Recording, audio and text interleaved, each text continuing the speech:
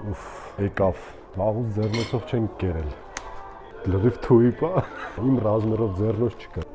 Կամանչասետ համար 2 շատ սոված մարդկանց կամ շատ սոված խմբերի համար 6-ից 8 հոգու համար է, ինքը շատ բազմազան ու հագեցնող։ Ներառում է իր մեջ խավի քաբաբ, բավարի քաբաբ, շատ հարմար։ Պիդեներ, փալիով պիդեն, ազուկա, ծխտորով բանով դնում ես քաբաբը, փաթաթում ես, ստանում ես կամանչա բրդուճ, մեղում է ձեռնոցը։ Գազարի փալիով պիդեն, նուրբ, թեթև ու նաև ախորժակ բացող։ 2 պանրային պիդեներ, լիքը պանրով, սուլուգունյա։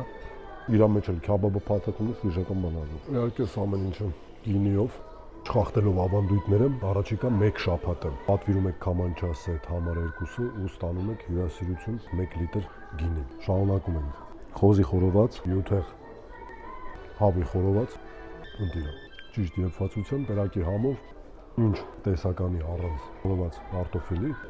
փափուկ ունիվերսալ ձևով սարքած, որ բոլորը սիրում են։ Հերոսը սեթի, լավաշով սենց փաթաթած, այսպես ոսկեզոծ բրինձը, տավարի մսով, վախ,